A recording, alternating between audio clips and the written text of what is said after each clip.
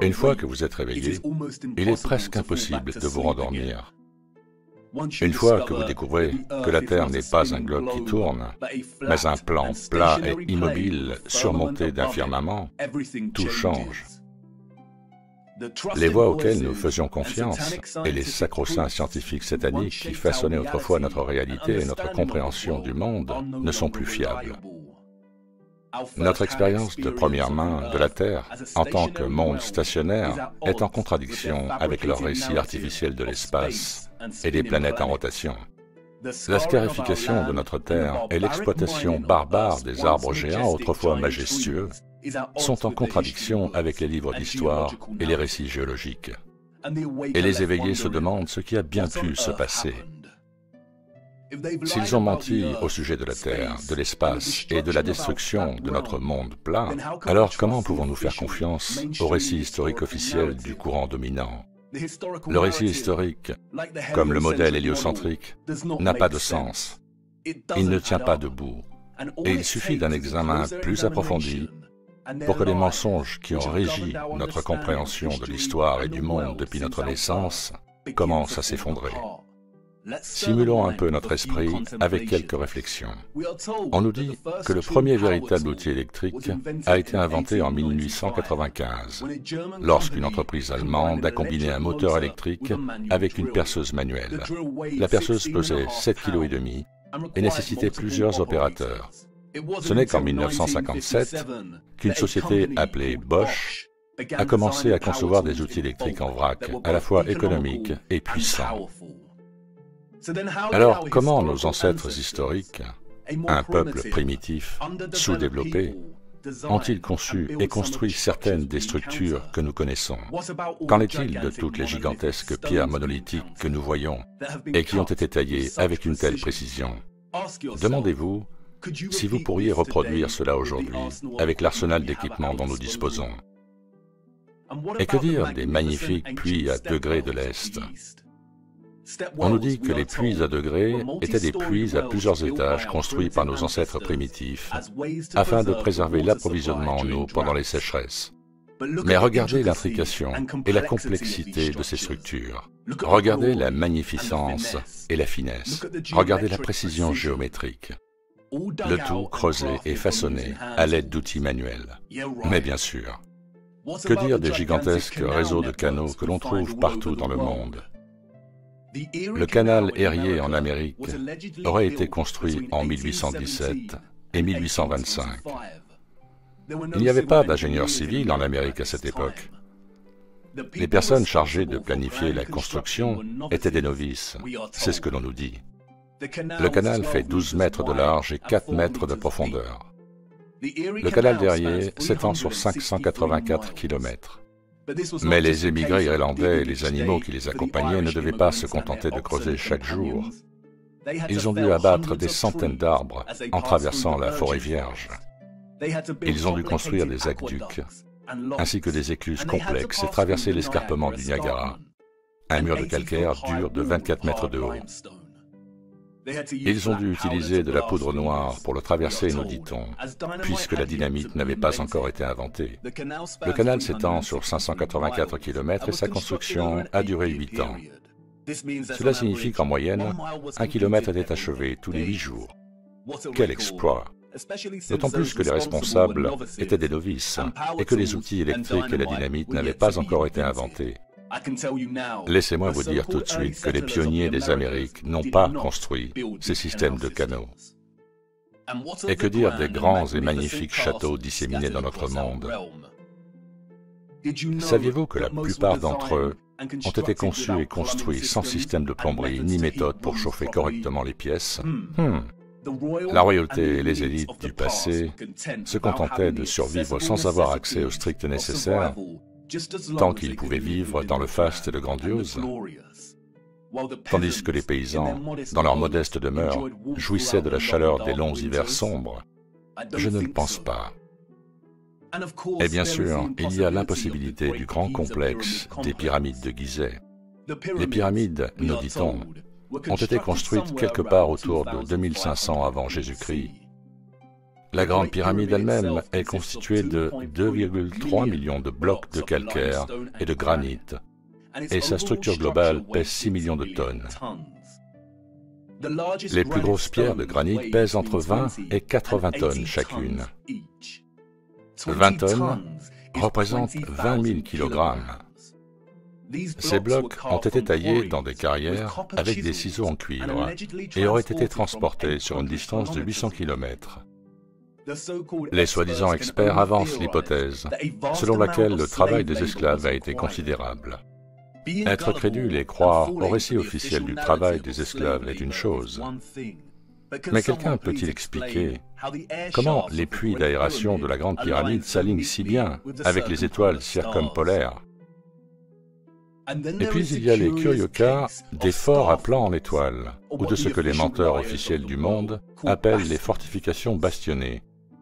Développées à la fin du XVe et au début du XVIe siècle, ces forts, nous dit-on, ont été conçus à l'époque de la poudre à canon et du canon. La conception géométrique offrait aux militaires d'une nation une protection contre les angles morts pendant les conflits. Mais bien sûr, nous savons tous que la meilleure protection pendant la guerre est de concevoir un fort avec un motif géométrique aussi précis. Un véritable historien s'est-il jamais penché sur la perfection de la géométrie ici? Nos ancêtres primitifs ne disposaient pas de la technologie nécessaire pour voir les structures d'en haut, mais ils sont tout de même parvenus à accomplir cela. Laissez-moi rire, c'est impossible. Nous ne pourrions pas produire une géométrie aussi parfaite à cette échelle aujourd'hui. Nous avons été trompés une fois de plus. Nous avons été endoctrinés au moyen d'un faux récit historique et d'une fausse chronologie. Et comme pour le stupide modèle héliocentrique, il suffit de regarder de plus près à ce récit pour que les choses commencent à s'effondrer et que les mensonges deviennent une évidence flagrante. En raison de leurs mensonges sataniques, reconstituer une chronologie historique précise et honnête est devenu un casse-tête impossible. Le récit officiel est une boîte de Pandore qui ne nous offre que de minuscules indices, des demi-vérités et des tromperies. Les coutures de notre véritable ligne de temps historique ont été desserrées, le contenu effacé et embrouillé, avant même que nous soyons nés dans ce monde. Et c'est là que réside le problème. Comment savoir où vous allez si vous ne savez pas où vous vous trouvez en premier lieu? Mais vous voyez, l'éveil est vraiment un cadeau. Une fois éveillés, nous apprenons que les réponses ont toujours été là, juste sous nos yeux. Nous avons toujours eu davantage que ce que nous savons, mais nous avons d'abord dû retrouver la vue, avant que les choses ne commencent à se mettre en place, avant que les choses ne commencent à avoir un peu plus de sens. Et nous revoilà, spectateurs, au bord du précipice d'un autre grand voyage. Et si je vous disais qu'avant nous, il existait une civilisation à l'origine de la technologie la plus avancée jamais développée, et que c'est sa compréhension des rouages de notre monde plat qui a été la clé de son innovation? Et si je vous disais qu'il est fort probable que notre véritable histoire, en tant que peuple, n'a commencé qu'il y a un peu plus de 200 ans? Me prendriez-vous pour un fou, une fois de plus? Est-ce que j'ai l'air aussi absurde que lorsque je vous ai dit pour la première fois que la Terre était plate? Peut-être. Et c'est pourquoi je dois vous le montrer. Ce que j'espère vous montrer est l'une des plus grandes dissimulations de tous les temps. Elle est au même niveau que le mensonge héliocentrique dans son énormité et l'impact qu'elle a sur l'humanité. Et comme je vais tenter de vous le montrer, elle est inextricable de la nature véritable de notre monde terrestre plat. Et vous ne pouvez pas comprendre l'un sans comprendre l'autre. Il n'y a pas de temps à perdre, car nous devons partir à la recherche du temps perdu. Au fond, c'est une histoire de tromperie. C'est aussi une histoire de fin et de commencement, de mort et de renaissance. Et s'il vous plaît, soyez indulgents avec moi. En raison des tromperies et des falsifications qui sous-tendent notre récit historique, cette histoire ne peut être racontée de manière linéaire. Nous devons faire des allers-retours dans le temps afin d'en tirer quelque chose qui nous rapproche un peu plus de la vérité. Il est également impératif de comprendre qu'à l'instar de la plupart des sciences contemporaines, l'histoire en tant que discipline a été corrompue il y a longtemps. Dans sa forme la plus innocente, une grande partie du récit historique établi est une conjecture, mais dans sa forme la plus grave, il s'agit d'un ensemble de mensonges convenus, comme l'a si bien dit Napoléon. Nous allons devoir plonger dans l'obscurité. Aucun historien ne sera là pour nous aider. Nous sommes seuls dans ce voyage. Notre voyage est une chasse pour des choses enfouies à la vue de tous. Et les choses risquent de devenir un peu inconfortables par moments, mais c'est nécessaire. Nous nous accommodons d'un mensonge confortable depuis bien trop longtemps. Allez, embarquez et mettez votre ceinture de sécurité, car pour comprendre notre place dans le monde, nous devons faire l'impensable. Il est temps pour nous de faire un retour vers le futur.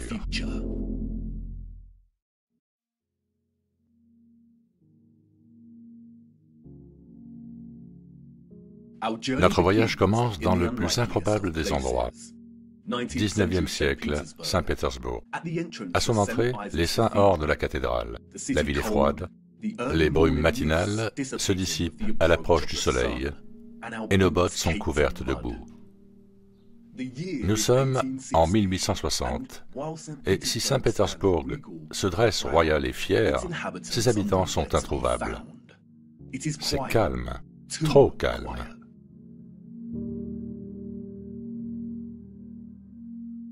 La population de Saint-Pétersbourg dans les années 1860 était, nous dit-on, d'environ 500 000 personnes, et pourtant, il n'y a pas une âme en vue. Où sont-ils tous passés?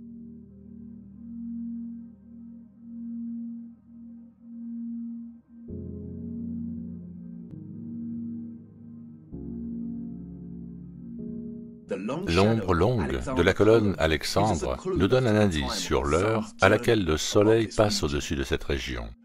Les ombres longues ne se produisent que le matin ou le soir. Ce doit être le matin, mais il semble que personne n'ait encore fait surface. Si nous parcourons 643 km jusqu'à Moscou, nous voyons la même chose. Des rues vides et calmes. En 1860, Moscou partageait une population similaire à celle de Saint-Pétersbourg, environ 500 000 citoyens. Mais là encore, où sont-ils tous passés?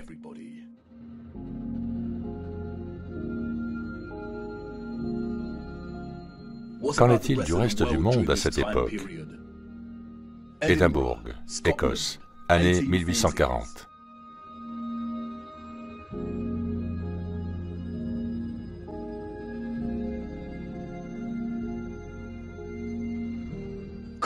Copenhague, Danemark, année 1840. Dresde, Allemagne, année 1860.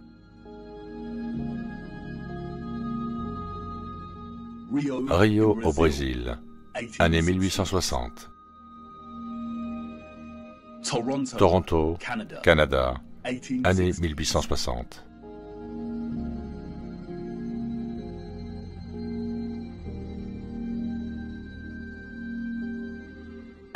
Athènes en Grèce, année 1860.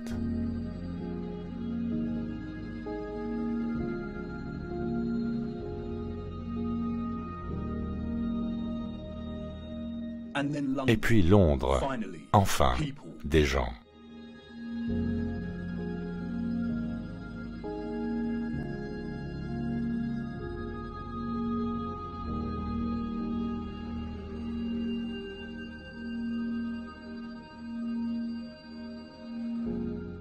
Et que dire de Paris? Des gens, la vie.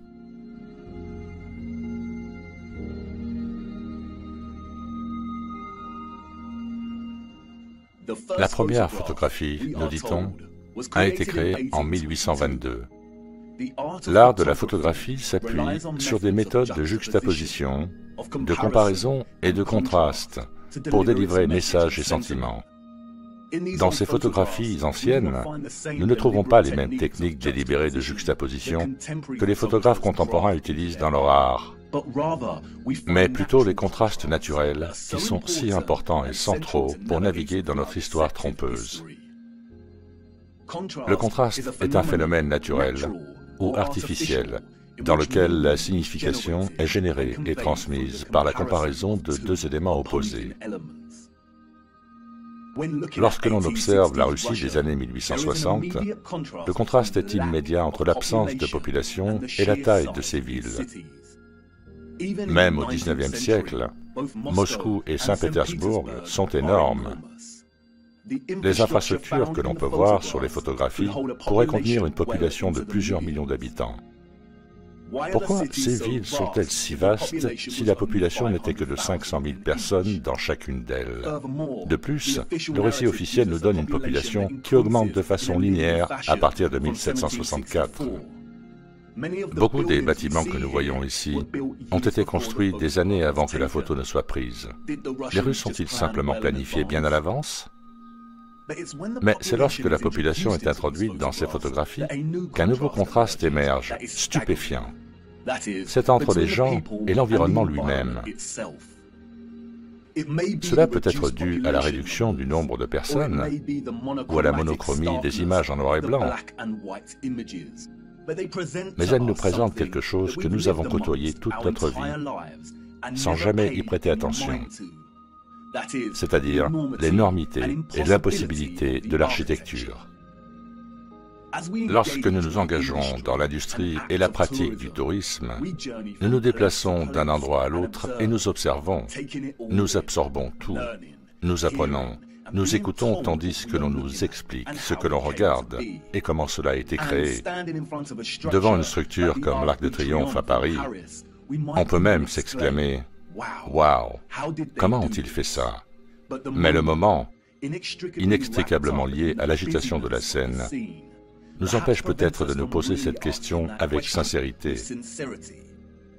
Se tenir devant une structure comme l'Arc de Triomphe, pendant que la foule prend frénétiquement des photos sur ses smartphones, rend tout cela réel, et nous concluons, avant d'être repoussés par de nouveaux touristes, eh bien, ils ont dû le faire d'une manière ou d'une autre, parce que je suis ici et que je le regarde. Au cours de notre endoctrinement à l'école, on nous montre rarement de vieilles photographies des grandes villes disséminées dans notre monde plat. Et peut-être pour une bonne raison. Car lorsque nous marinons sur des images comme celle-ci, et que l'on nous présente la preuve visuelle d'un peuple victorien très primitif, parsemé comme des sauterelles dans l'ombre de la plus magnifique architecture, grandiose et brillante qu'un être humain puisse jamais imaginer, nous commençons à avoir des doutes. En effet, comment ont-ils construit ça? L'Arc de Triomphe est constitué de 36 695 mètres cubes de calcaire et pèse 95 407 tonnes, soit un peu plus de 95 millions de kilos. On nous dit qu'il a fallu 12 ans pour construire l'arc géant en deux périodes différentes, de 1806 à 1814 et de 1832 à 1836. Comment ont-ils transporté cette quantité de calcaire avec les mêmes chevaux et charrettes que nous voyons sur les photographies? Regardez de plus près les 4 sculptures qui ornent chacun de ses côtés. Regardez la complexité des sculptures et le motif de l'ornementation qui encadre l'arche. Chaque section est parfaitement répétée, sans aucune déviation ou incohérence. Le premier véritable outil électrique n'a été inventé que 60 ans après l'achèvement de cette arche. On nous dit qu'elle a été fabriquée à la main. Est-ce même possible? Et puis, il y a le plafond de l'arche.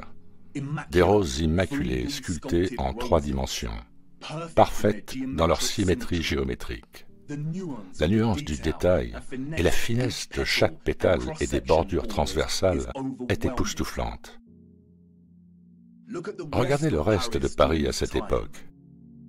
Encore une fois, une pléthore de structures incroyables, gigantesques et magnifiques. L'infrastructure de la ville est grandiose, et les gens, ainsi que leurs moyens de transport, sont primitifs, peu sophistiqués, et ne semblent pas du tout développés au point de produire une ville comme celle-ci. Les routes sont mal pavées et irrégulières. Elles sont sales et boueuses. Nous voyons également à cette époque des bâtiments dont l'architecture s'aligne sur celle des habitants, des bâtiments en proportions difformes, moins développés et raffinés, charmants à leur manière mais grossiers dans leur utilisation du bois et du plâtre. C'est exactement le type d'architecture que l'on attend d'une génération vivant à l'ère du cheval et de la charrette, une génération ignorante des découvertes technologiques qui allaient suivre dans les années à venir. De plus, au moment de cette photographie, l'arche a environ 40 ans depuis son achèvement. Mais pouvez-vous voir à quel point certaines parties de la structure sont usées? L'altération de la pierre suggère que l'arche est beaucoup plus ancienne. Alors que nous approchons de la fin du XIXe siècle, nous constatons que les moscovites se sont enfin décidés à quitter leur maison et à s'aventurer dans les rues. La fameuse place rouge est maintenant animée. La cathédrale Saint-Basile et la tour Spasskaya dominent le cadre de la place. La construction de la cathédrale Saint-Basile a commencé en 1555 et s'est achevée en 1561, soit 6 ans seulement. Elle a subi un énorme incendie en 1737 et a été restaurée pendant 20 ans. Mais regardez-la, quelle structure! Presque irréelle et ne ressemblant à aucune autre. Elle est composée de milliers de briques rouges et de tôles d'étain qui ont été façonnées pour former les dômes en oignon caractéristiques que nous voyons. Regardez de plus près la complexité des dômes. Comment ont-ils plié le métal pour atteindre une telle précision et perfection au XVIIIe siècle? Et encore une fois, s'ils avaient les compétences et le dévouement pour construire une telle merveille, pourquoi les conditions de la route sont-elles si mauvaises et couvertes de boue? Nous voyons ces incroyables structures et bâtiments partout sur les photographies du XIXe siècle. Nous avons le merveilleux palais de cristal de Londres, une structure monstrueuse avec la plus grande surface de verre jamais vue dans un bâtiment. Et tout cela construit avant que l'Angleterre n'ait une usine de fabrication de verre automatique. Nous avons l'abbé et le Parlement de Westminster. Nous avons l'ancien arc de Euston, construit en grès pur en 1837, et des rues non pavées et pleines de boue.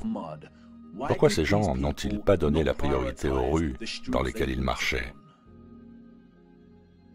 L'église Notre-Dame, le chef-d'œuvre de Dresde, en Allemagne, dont la splendeur complexe et opulente contraste directement avec les chariots déglingués et les charrettes tirées par des chevaux des gens en bas, un peuple dépendant du strict nécessaire, un peuple complètement éclipsé par sa taille et sa majesté. La bibliothèque du Parlement à Ottawa, Canada, construite sur une période de 17 ans. Les premiers colons importants sont arrivés en 1800. Et au moment de la construction, la ville comptait moins de 20 000 habitants. Une bibliothèque grandiose et majestueuse était-elle vraiment une priorité pour les colons? Pourquoi le bâtiment semble-t-il avoir été prélevé en Europe et collé au Canada? Même au début du siècle, 40 ans avant que Bosch ne fasse connaître l'outil électrique, nous avons l'ancienne gare Penn à New York. Regardez la taille de ce bâtiment, aux proportions complètement hallucinantes. Comme on peut le voir sur la photo, chaque motif octogonal sculpté sur le plafond du dôme arqué est plus grand qu'un seul être humain. Regardez les colonnes gigantesques et les détails des feuilles montantes qui décorent le sommet de chaque pilier. Et ils nous disent que cette station a pris 6 ans à construire, 6 années entières. Mais oui, bien sûr. Pourquoi sommes-nous si crédules? Même sans accès aux outils électriques modernes, aux pièces de construction de base et à la technologie des grues, nous ne pourrions pas reproduire cela aujourd'hui.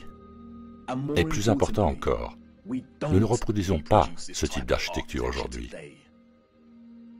Les menteurs officiels de notre monde ont un terme générique pour ce type d'architecture que nous voyons en Amérique du Nord. Ils l'appellent historisme. L'historisme est un terme inventé pour décrire un style d'architecture qui est de nature revival, ou, en d'autres termes, qui copie le style d'une autre période de temps. Les grands arches et les bâtiments avec des colonnes géantes que nous voyons sont construits dans le style classique ou gréco-romain. Et les cathédrales sont construites dans les styles Renaissance et gothique de l'Europe médiévale. Les éléments de ces styles architecturaux particuliers sont caractérisés par de grandes flèches, des fenêtres cintrées, des tours, des tourelles, des dômes, des voûtes à arcades, des sculptures, d'énormes portes, des fenêtres circulaires géométriques, des colonnes, des cadrans d'horloge et des clochers. Les traces de cette architecture impensable se trouvent littéralement partout dans toutes les villes et dans le monde d'aujourd'hui.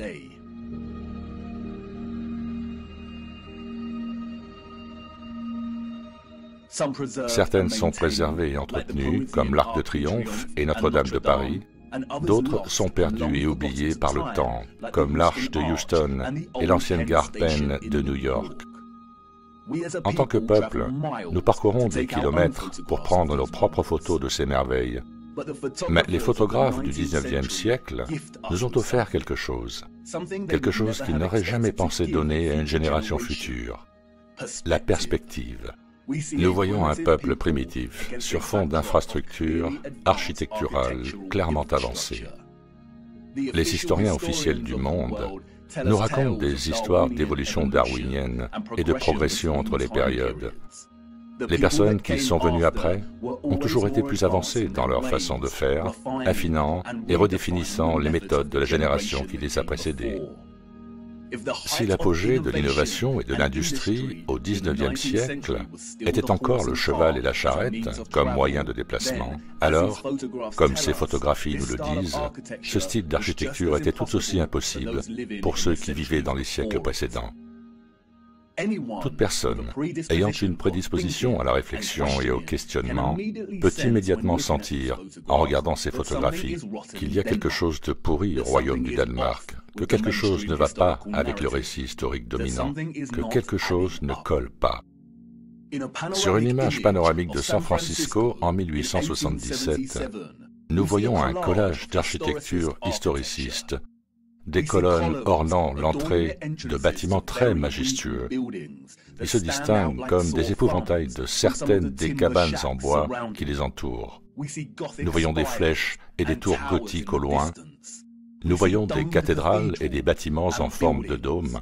Nous voyons également à quel point la ville est devenue tentaculaire et immense. En 1846, moins de 500 colons mormons vivaient sur le territoire que nous appelons aujourd'hui San Francisco. C'était Frontierland, prête à être conquise. Entre 1848 et 1849, avec le début de la ruée vers l'or en Californie, la population est passée de 1000 à 25 000 habitants. 28 ans plus tard, quelqu'un a réalisé cette photo panoramique. La population à cette époque, nous dit-on, approchait les 200 000 habitants. Comment peut-on croire une telle histoire? Est-ce que cela ressemble à une ville de 200 000 habitants, sans aucune technologie moderne, des outils électriques, des machines automatiques, des moteurs électriques? Un peuple dans un pays étrange et inconnu qui ne fait que laisser sa marque. Pouvons-nous vraiment croire qu'un peuple en plein essor a construit cette ville entière en seulement 30 ans? Et encore une fois, un tel calme, une telle immobilité.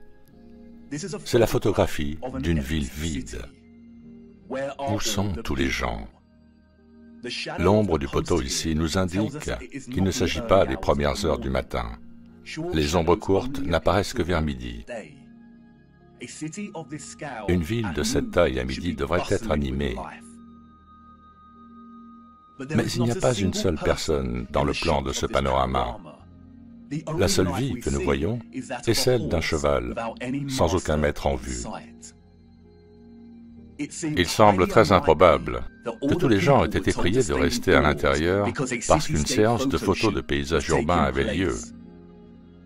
Et cette scène silencieuse devient encore plus étrange lorsque l'on sait qu'il y a une intention derrière l'objectif. Quelqu'un était là, debout, à un point d'observation, et a pris cette photographie. Mais qui? Et dans quel but? Et quelles sont les chances pour qu'au XIXe siècle, au cours de décennies similaires, nous voyons des villes russes, européennes et nord-américaines désertes, photographiées de la sorte? Et puis, quelques années plus tard, nous trouvons les mêmes endroits grouillants de monde. Un peuple clairement incapable de construire l'architecture que l'on trouve dans ces villes. Et que faire de ces photographies? Si nous acceptons le récit et ces étranges anomalies, alors nous nous arrêtons ici et retournons à nos vies bien remplies. Mais le récit que nous avons reçu n'est pas la vérité. Et nous ne devrions accepter aucun récit, aussi officiel et certifié soit-il, à moins qu'il ne soit logique. Les personnes que nous voyons sur ces photos et leurs premiers ancêtres n'auraient pas pu construire la magnifique architecture que nous voyons. C'est une impossibilité. Allez, embarquez. Nous devons nous aventurer plus loin dans ces villes et regarder d'un peu plus près.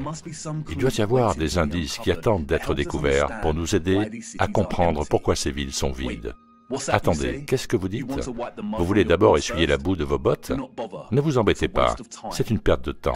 Allez, embarquez et allons-y, car c'est la boue qui nous offre quelques petits indices sur ce qui a pu se passer pendant cette période.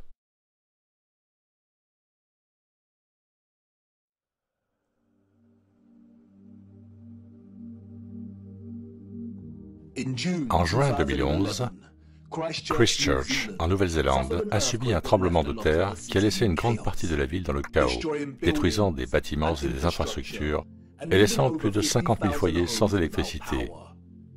Des maisons se sont effondrées, des conduites d'eau se sont rompues, des inondations ont eu lieu et des incendies ont éclaté en raison de la rupture des lignes électriques. Du fait des forts mouvements du sol et des secousses intenses, une partie de la ville a connu un phénomène étrange, connu sous le nom de liquéfaction du sol. Des éboulements de sable ont émergé des routes asphaltées, faisant basculer et sombrer les voitures et provoquant la chute de blocs rocheux des collines, entraînant davantage de dommages aux habitations. La liquéfaction du sol se produit lorsqu'un sol saturé perd sa force et sa rigidité en réponse à une contrainte appliquée, comme des secousses ou d'autres changements soudains, comme une forte explosion.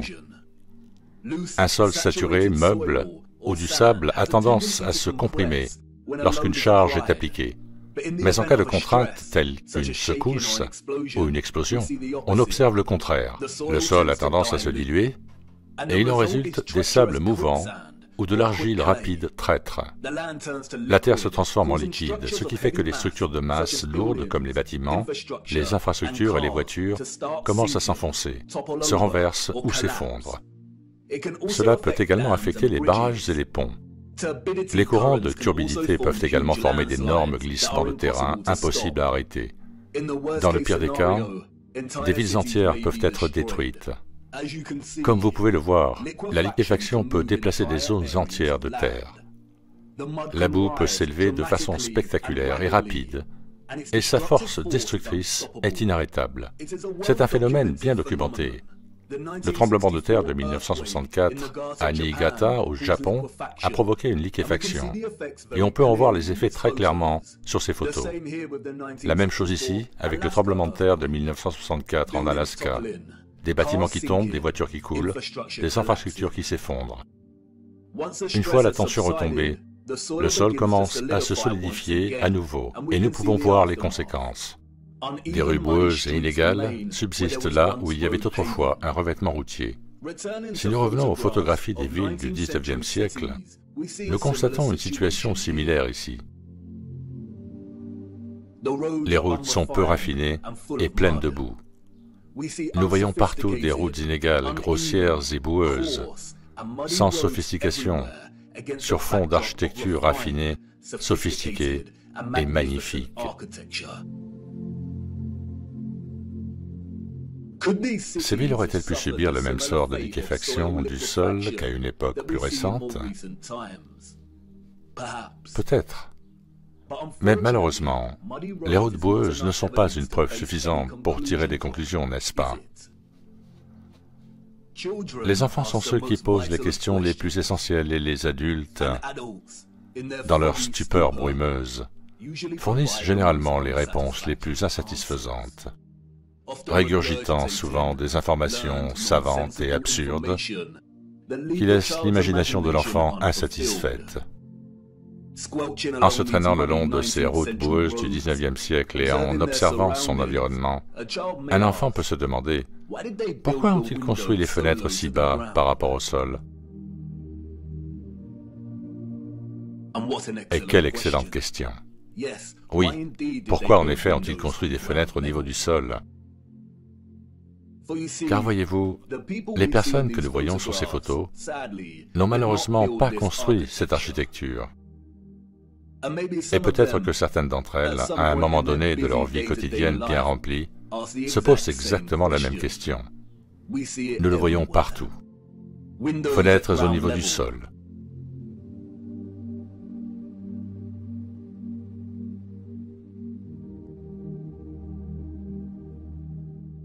Fenêtres partiellement sous le niveau du sol.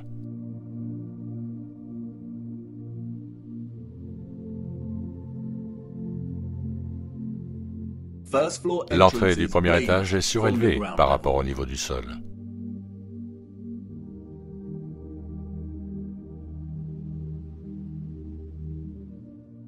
Des marches menant à des entrées situées sous le niveau du sol.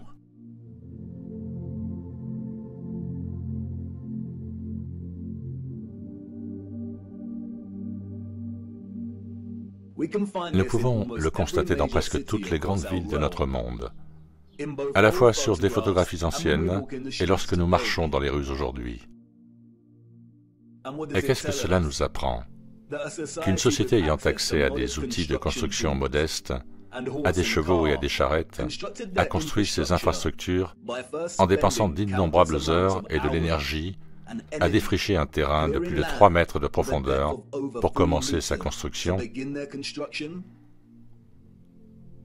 La construction des sous-sols est un travail incroyablement difficile. Depuis le XXe siècle, les grandes machines d'excavation telles que les tractopelles et les engins à chargement frontal ont permis de réduire considérablement le temps et la main-d'œuvre nécessaires pour creuser un sous-sol par rapport au terrassement manuel avec une bêche.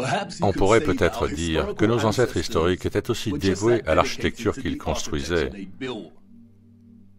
et que beaucoup des bâtiments enfoncés que nous voyons sont en fait dus à des élévations et à des dépressions dans le paysage naturel.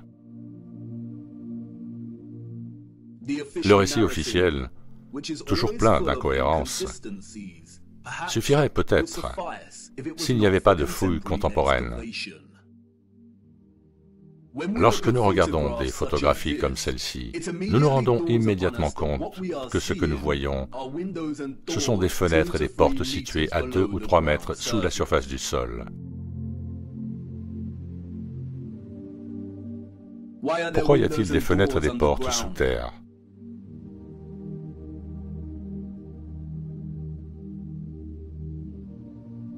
Qu'est-ce que nous voyons dans nos villes? L'accumulation naturelle du sol au fil du temps? Les géologues n'ont jamais été capables d'attribuer une valeur cohérente à l'accumulation naturelle de terre végétale dans le monde entier, car c'est impossible. Certaines régions de notre monde connaissent une accumulation constante de terres arables, alors que d'autres régions connaissent une érosion constante.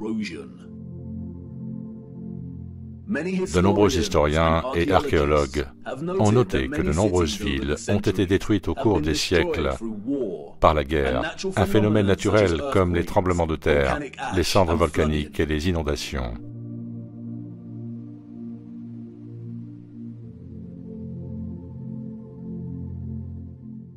Ne s'agit-il pas simplement des couches des civilisations précédentes?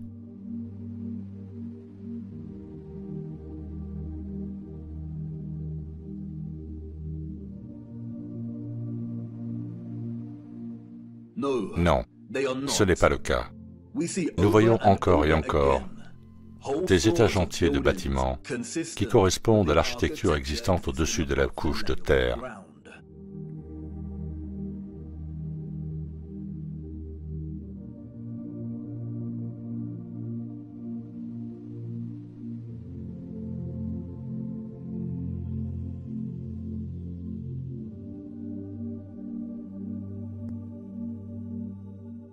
Vous voyez, ce qui se trouve en dessous ne sont pas les traces inconnues des générations précédentes, mais de la même génération qui a construit ces structures.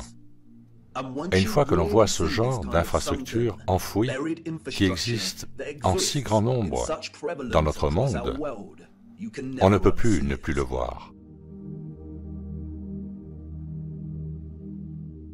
Nous voyons que les fondations des vieilles églises sont en fait les premiers étages originaux avec des entrées et des fenêtres cohérentes.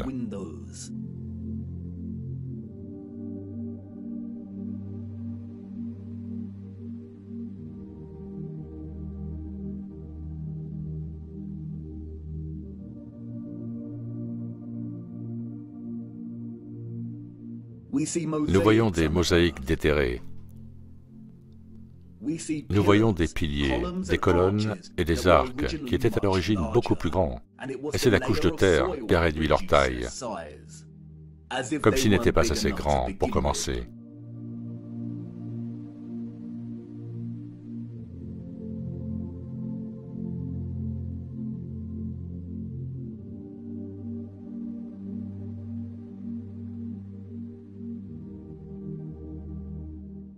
Et comme avec le tremblement de terre de 1964 dans le Niigata au Japon, nous trouvons aussi beaucoup de structures dites anciennes qui penchent comme si à un moment donné le sol sous ces structures s'était relâché et liquéfié. Nous avons la tour de l'église de Seiersen et la tour de notre chère dame de l'église de la montagne en Allemagne, la pagode de la colline du Tigre en Chine, la tour penchée de Neviansk en Russie, le temple penché de Umma en Inde, Utrecht aux Pays-Bas, la tour de Saragosse en Espagne, et bien sûr, la tour de Pise. Les menteurs officiels du monde entier tentent de justifier les structures enterrées et inclinées que nous voyons en nous racontant des histoires d'antiquité et de géologie en constante évolution. Mais cela devient plus compliqué pour eux lorsque nous tournons notre attention vers l'Amérique. Si nous devons croire leurs récits, alors tous les bâtiments que nous voyons sur les photographies du 19e siècle des villes américaines en plein essor sont de construction récente. Pourquoi voyons-nous des structures célèbres, telles que le bâtiment du Capitole à Washington, avec une infrastructure cohérente qui s'enfonce très profondément dans le sol? Une fois de plus, les incohérences ne tiennent pas debout. Pourquoi un peuple sous-développé aurait-il gaspillé des ressources, de l'énergie et du temps à construire les fondations du bâtiment du Capitole pour qu'elles soient conformes au style de colonnes que nous trouvons au-dessus de la surface? Les fondations n'avaient pas à comporter de colonnes. Les colonnes, nous dit-on, sont un choix stylistique, pas un choix fonctionnel. Alors pourquoi ont-ils fait cela? En un mot, ils ne l'auraient pas fait.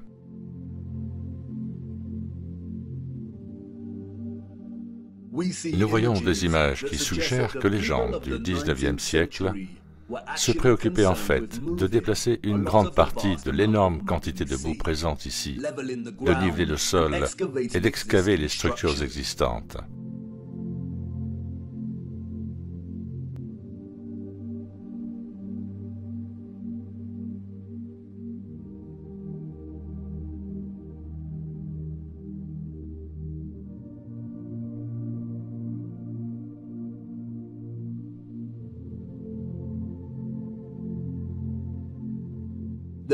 La cohérence et la prévalence de l'architecture enfouie à travers notre monde indiquent que ce qui s'est passé était un événement mondial, malgré les différences régionales dans l'accumulation et l'érosion naturelle de la couche arable.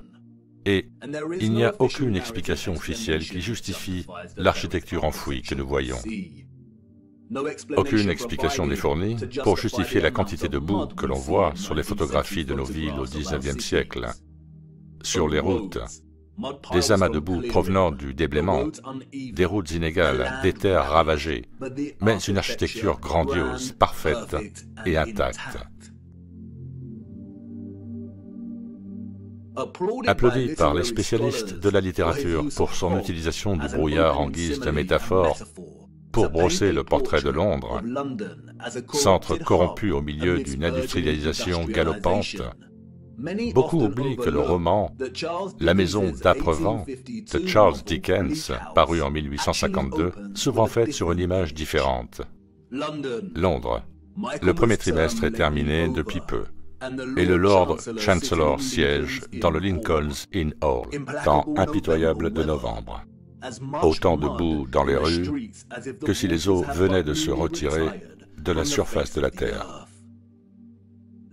La liquéfaction a causé des ravages à Christchurch et dans le Niigata, mais il s'agissait de tremblements de terre isolés, et seules certaines parties de chaque ville ont été touchées.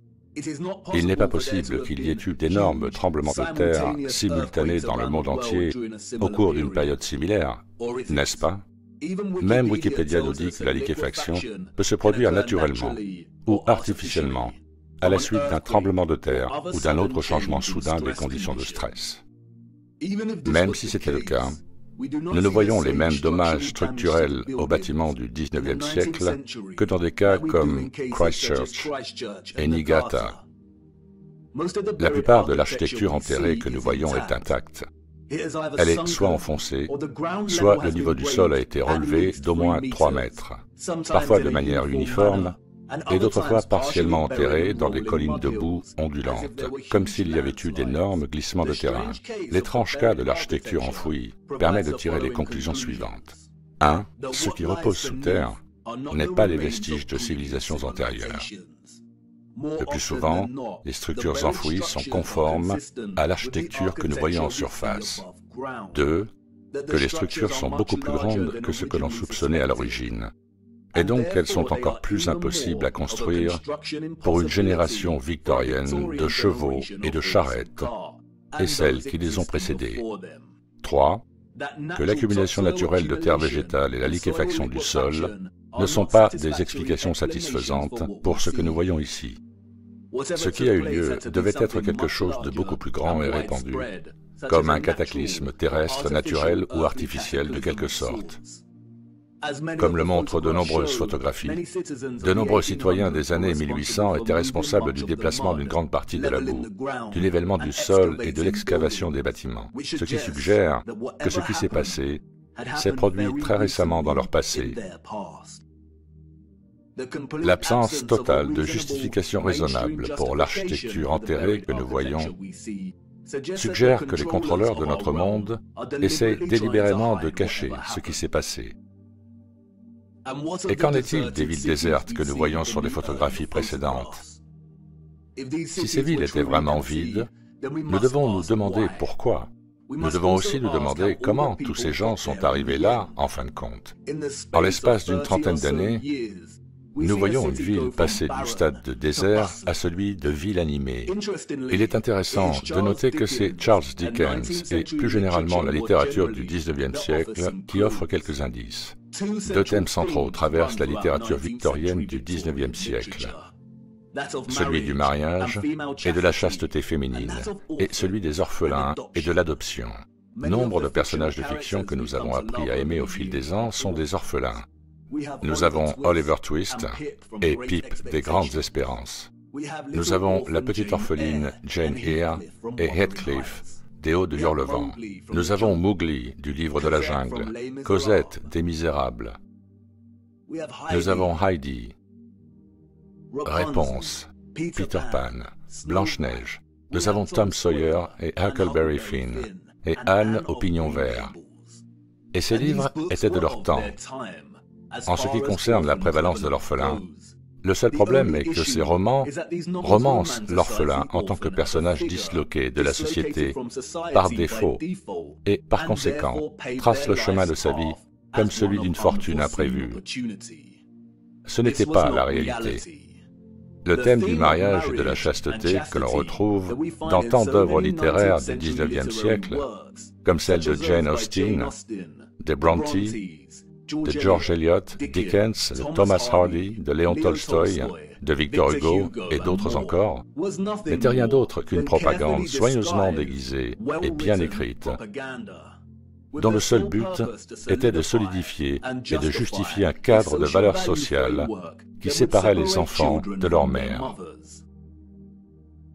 Les enfants nés en dehors du mariage ou de l'union conjugale étaient considérés comme illégitimes, ce qui signifie qu'ils n'avaient pas de statut légal.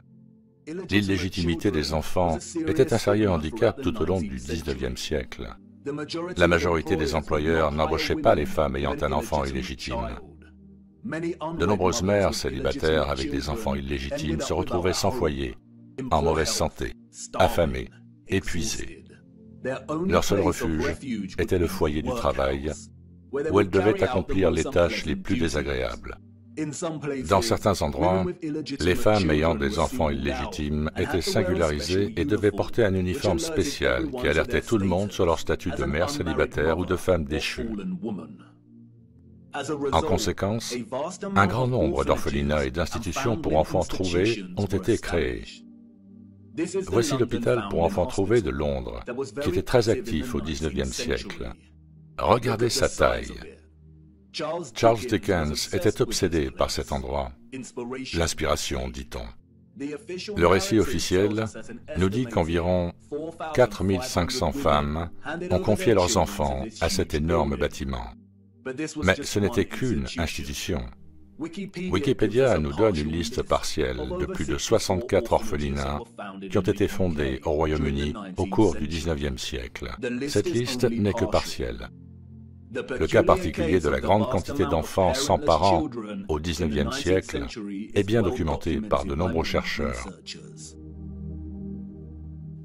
Et la plupart d'entre eux s'accordent à dire qu'il est presque impossible d'établir des chiffres qui rendent vraiment justice au nombre d'orphelins qu'il y avait durant cette période.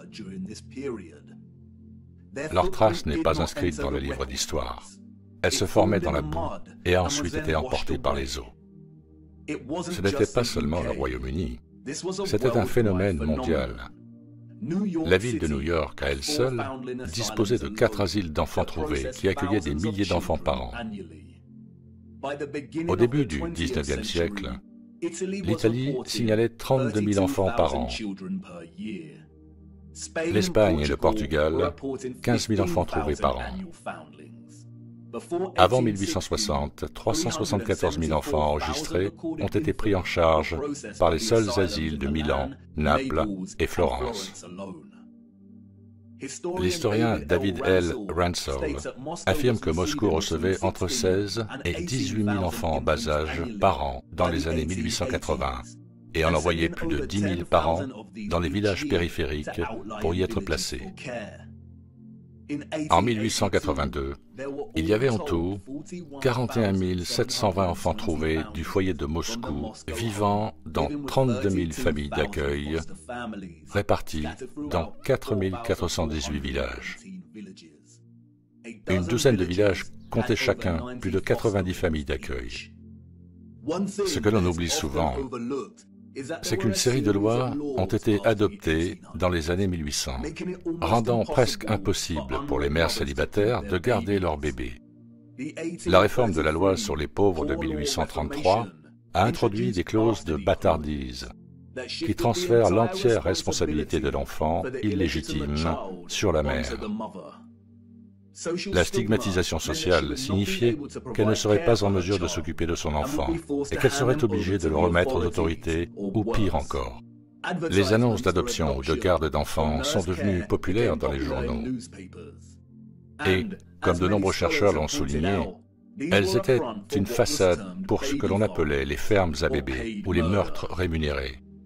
Comme l'indique Dorothy L. Heller, les annonces peuvent avoir été trompeuses pour le grand public. Mais elle se lisait comme un message codé à l'intention des mères célibataires. Aucune référence n'était demandée et aucune n'était offerte. La somme de 11 centimes d'euros par semaine pour garder un nourrisson ou un enfant malade était insuffisante et un enfant malade et un nourrisson de moins de 2 mois étaient les moins susceptibles de survivre et les moins chers à enterrer. On prenait les nourrissons sans poser de questions, et il était entendu que pour 13 euros, on ne s'attendait pas à ce qu'on pose des questions. La transaction entre la mère et l'éleveur de bébés se déroulait généralement dans un lieu public, dans les transports en commun ou par l'intermédiaire d'une seconde partie. Aucune information personnelle n'était échangée. L'argent était versé et la transaction était terminée. La mère savait qu'elle ne reverrait jamais son enfant vivant. Cependant, la plupart des enfants n'étaient pas assassinés, mais déposés à la porte d'orphelinats ou de foyers de travail. On donnait une toute nouvelle identité à tous les enfants placés dans ces institutions. On leur fournissait temporairement un abri, de la nourriture et des vêtements, puis on les envoyait dans des maisons de travail ou ailleurs. Au XIXe siècle, les photographies étaient rares, mais vers la fin du siècle, nous en voyons davantage. Le dernier continent à connaître un tel exode massif d'orphelins était les États-Unis. Et c'est là que nous voyons les traces des trains d'orphelins. Le premier groupe de ces orphelins est arrivé dans le Michigan en 1854, et à partir de ce moment, le réseau a transporté des centaines de milliers d'enfants à travers les États jusqu'à sa fin en 1929. Officiellement, plus de 97 institutions s'occupaient d'orphelins et de trains d'orphelins au XIXe siècle. Et là encore, cela ne concernait pas seulement les États-Unis. Annie Macpherson entrera dans l'histoire comme une femme qui a exploité plus de 100 000 orphelins et les a expédiés du Royaume-Uni vers le Canada, la Nouvelle-Zélande, l'Afrique du Sud et même jusqu'aux confins de la planète en Australie, pour les vendre comme main-d'œuvre enfantine. Pourquoi voyons-nous tant de photographies d'orphelins dans des foyers de travail? Pourquoi travaillent-ils avec des machines conçues pour être utilisées par des adultes? N'y avait-il pas assez d'adultes à cette époque pour effectuer ce travail? Et puis il y a un cas étrange, celui de l'essor des parcs d'attractions américains au tournant du XXe siècle. En plus des manèges et des expositions, beaucoup de ces parcs présentaient une attraction inhabituelle, les enfantoriums. Les visiteurs de ces parcs pouvaient se promener en dégustant des glaces et passer par ces stations. Une visite équivalente à celle d'une unité de soins intensifs néonatale entièrement fonctionnelle, avec des incubateurs remplis de bébés prématurés endormis. L'histoire a été clémente avec Martin Cooney. Présenté comme un héros, Cooney était l'esprit allemand derrière les incubateurs. Sa première rencontre avec des bébés prématurés, nous dit-on, a eu lieu à l'exposition universelle de 1896. Il a su immédiatement que l'exposition sauverait des vies de bébés. La technologie permettant de maintenir en vie les bébés prématurés était coûteuse et il savait que le public paierait pour voir les bébés en couveuse. Il ferait payer un droit d'entrée dans les parcs d'attractions pour générer des fonds afin d'aider ces bébés à vivre. Les infirmières s'occupaient des bébés sous le regard enchanté du public, comme s'il s'agissait d'une autre attraction. Les expositions de bébés prématurés comprenaient des rabatteurs qui tentaient d'attirer le public pour qu'ils viennent voir les bébés. Je ne sais pas ce que vous en pensez, mais je trouve qu'il y a quelque chose qui ne va pas à propos de ces couveuses. Des publicités annonçant des bébés vivants. Beaucoup de foires où Cooney montrait ces bébés présentaient aussi des expositions géniques. L'eugénisme est un domaine de pseudosciences corrompues qui approuve la reproduction sélective pour améliorer la qualité génétique de la population humaine. L'eugénisme a été inspiré par le darwinisme et a été une idéologie motrice qui a alimenté les nazis. Pourquoi les gens paient-ils pour voir des bébés vivants, comme s'ils n'en avaient jamais vu auparavant? Les gens de l'époque n'avaient-ils pas leurs propres bébés? Et où sont les parents de ces enfants? Comment disposaient-ils au XIXe siècle de la technologie nécessaire pour maintenir en vie des bébés prématurés de cette manière? Ou bien quelque chose ne tourne pas rond, une fois de plus, dans le récit officiel.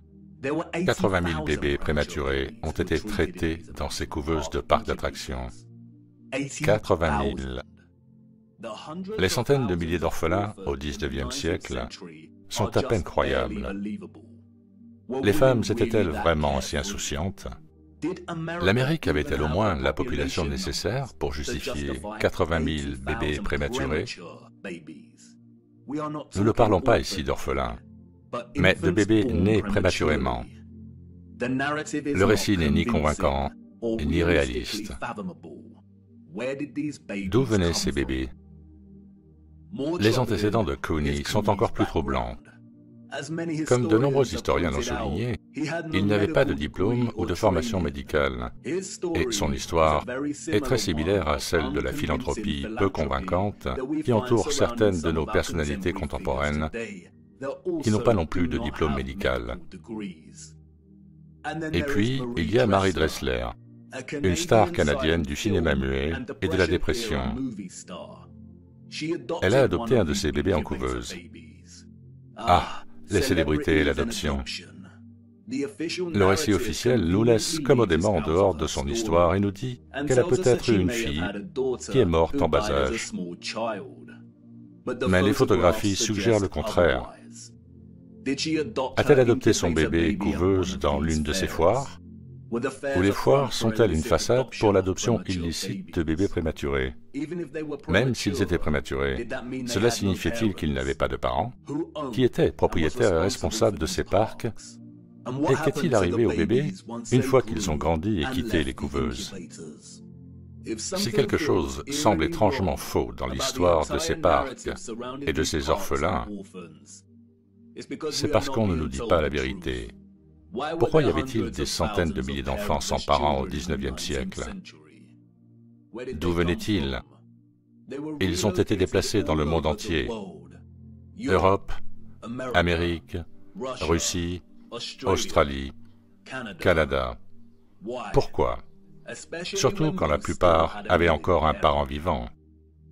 Si la grossesse hors mariage était un tel handicap social qui entraînait un tel traumatisme, pourquoi tant de personnes se sont-elles mises dans cette situation en premier lieu? Le gouvernement se souciait-il suffisamment de la moralité sociale pour adopter des lois et tous les efforts déployés pour construire et entretenir des orphelinats et des réseaux de relocalisation des orphelins n'auraient-ils pas grévé les finances et les systèmes administratifs du gouvernement? Cela aurait certainement été le cas. Mais voyez-vous, il y avait un plus grand objectif derrière l'agenda mondial du gouvernement. Le repeuplement. Le récit social de la chasteté n'était rien d'autre que de la propagande et une justification pour voler des enfants. La raison pour laquelle nous voyons des villes vides au début du XIXe siècle est qu'elles étaient en fait vides, sans population. Et la raison pour laquelle elles sont animées 30 ans plus tard est que des orphelins ont été envoyés dans ces villes pour les repeupler. Vous voyez, au début du XIXe siècle, il y a eu une sorte de réinitialisation mondiale par la dépopulation, puis la repopulation. Les personnes que nous voyons sur ces photographies n'ont pas construit cette architecture, elles en ont hérité avec beaucoup de boue. Non seulement elles en ont hérité sans savoir ce qu'elle était réellement et à qui elle appartenait, mais elles ont aussi été complices, sans le savoir, de la réaffectation de la quasi-totalité de ces structures. Je sais, tout ça n'a pas beaucoup de sens pour l'instant. Vous vous demandez probablement pourquoi ces villes étaient vides et pleines de boue. Ce qui s'est passé pour que les gouvernements aient besoin de repeupler la Terre, et je sais ce que vous pensez. Tout cela est très intriguant, mais qu'est-ce que cela a à voir avec la Terre plate? Vous voulez en savoir plus sur le firmament, le Soleil et la Lune et notre plan stationnaire. Ne vous inquiétez pas, tout deviendra plus clair au fur et à mesure que nous poursuivrons notre voyage. Les preuves répandues d'infrastructures enterrées, de villes désertes et d'une industrie florissante d'orphelins ne sont qu'un début. Ce sont tous des indices nécessaires qui laissent présager une sorte de cataclysme, mais la véritable histoire n'a pas encore commencé. Le décor devait d'abord être planté, et il est maintenant prêt. Et même si vous ne pouvez pas encore le voir, je sais que vous le sentez. Les villes désertes, l'architecture enterrée et les orphelins signalent tous une obscurité imminente. Il y a un grand nuage noir devant nous. Et je ne vais pas mentir, nous nous dirigeons droit vers son cœur. Et comme je l'ai déjà dit, nous n'avons pas beaucoup de temps. Allez, il est temps pour moi d'honorer ma promesse et de vous ramener dans le futur.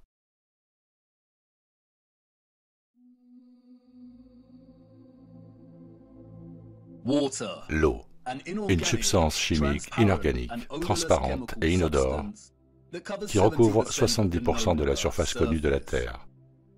Elle est la force vitale qui anime les organismes à base de carbone qui prospèrent sur notre Terre. Elle délimite et sépare nos terres et s'accumule et se solidifie dans les régions intérieures et extérieures de notre monde stationnaire plat. Dieu aurait dû envoyer un message aux habitants de la Terre et être précis en leur disant de surveiller l'eau, de méditer sur sa fonction et ses lois naturelles, car en leur temps, une grande tromperie serait jetée sur eux, comme l'ombre froide d'un roi inconnu et malfaisant.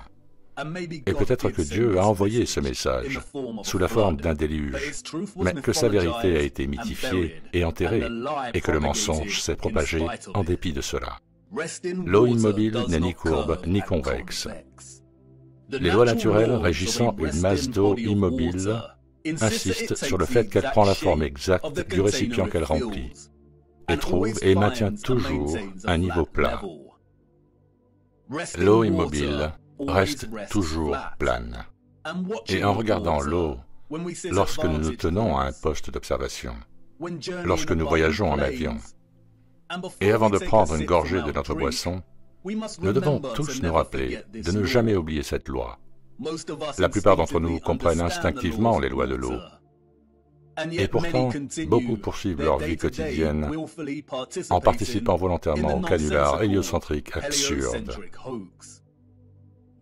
Mais pour nous, qui savons que notre Terre n'est pas une planète qui tourne dans le vide infini de l'espace, ceux qui ont étudié le Soleil avec diligence et se rendent compte que c'est le Soleil qui bouge et non la Terre, ceux qui ont tracé les racines illogiques des trajectoires de vol sur un modèle de globe et ont conclu que le modèle est incorrect, ceux qui savent que les lois de la densité régissent l'élévation et la chute des objets et ont étudié les lignes de fuite, ceux qui ont abandonné les lentilles télescopiques conventionnelles, ont réfléchi aux arcs-en-ciel, aux sun dogs et aux étoiles au-dessus de nous, savent que nous résidons dans un firmament en forme de dôme et qu'il y a de l'eau au-dessus de nous. Et ceux qui comprennent que tout notre système terrestre fermé est régi par la fréquence et la vibration de l'électromagnétisme qui émane d'un pôle nord magnétique central. Nous sommes ceux qui se demandent comment nous nous sommes retrouvés dans ce fracas héliocentrique. Et si l'on médite assez longtemps sur les étoiles dans l'eau au-delà de notre firmament, et sur les fréquences et les vibrations de l'électromagnétisme qui les font scintiller à travers tant de nuances de couleurs vibrantes et de motifs géométriques, on pourrait peut-être, juste peut-être, se demander, y a-t-il quelque chose de plus dans l'électromagnétisme, quelque chose qui a été omis ou négligé, quelque chose d'indicible ou de caché? L'électromagnétisme est une force fondamentale de la Terre.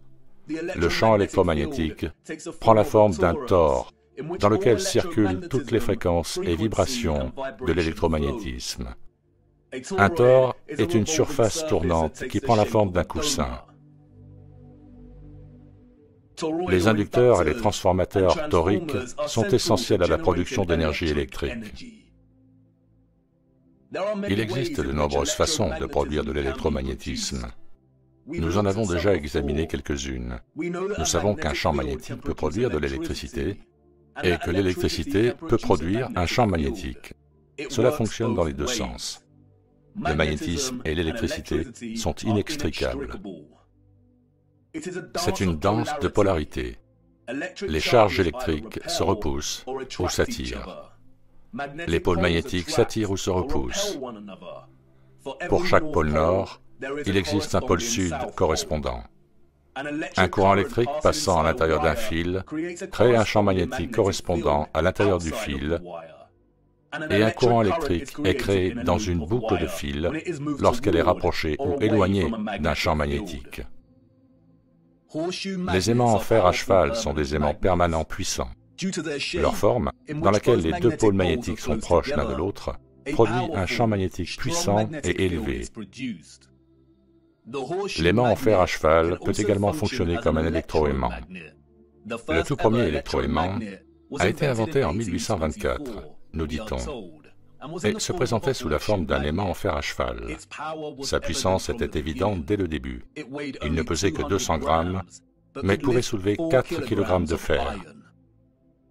La clé de la puissance de l'aimant en fer à cheval est l'emplacement de ses pôles. Vous pouvez voir le champ magnétique ici, représenté par les lignes vectorielles. Si vous observez attentivement, vous pouvez voir que la concentration du champ magnétique est plus importante près des pôles de l'aimant. D'aussi loin que l'on se souvienne, on nous a présenté et divertis avec une certaine idée du futur.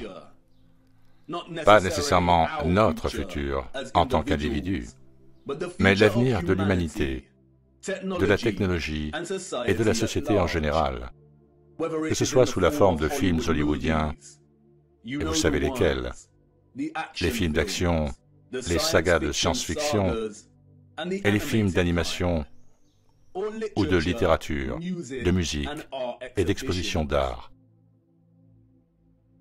Dans ce domaine, nous voyons notre technologie portée à ses limites. Les véhicules volent, les ordinateurs vivent, les robots donnent un coup de main, les écrans holographiques décorent chaque pièce. Les villes continuent de s'élever et de dominer le ciel. Certains peuvent se téléporter, et les voyages dans l'espace sont désormais possibles et acceptés comme la norme. En dehors de la fiction, nous avons aussi des documentaires qui donnent à réfléchir et qui nous disent où nous allons, avec généralement la narration d'un vieil homme qui se lamente sur le chemin imparable que nous suivons. C'est très sérieux. Nous détruisons notre planète, la seule que nous ayons. Et nous avons des partis politiques, des organisations non gouvernementales, et des voix fiables, et des génies scientifiques primés, qui partagent des messages similaires. Et en réalité, lorsque vous examinez de plus près la fiction et les faits allégués, ils partagent tous les mêmes prémices et principes sous-jacents. Nous devenons si avancés technologiquement que la planète sur laquelle nous résidons n'est plus suffisante ou ne peut plus soutenir notre activité. Les systèmes d'intelligence artificielle avancés, les vaisseaux volants, les percées dans le clonage et les lits médicaux signifient que le monde naturel a souffert en conséquence. Et selon le type de genre que vous recherchez, la solution est soit 1. Que l'humanité périsse, peut être détruite par les systèmes d'intelligence artificielle qu'elle a elle-même créés, ou peut-être par un virus naturel qui a muté et balaie la Terre pour rétablir l'équilibre naturel. Ou 2, que les humains disent au revoir à leur petite boule bleue solitaire et partent dans l'espace à la recherche d'un nouveau foyer.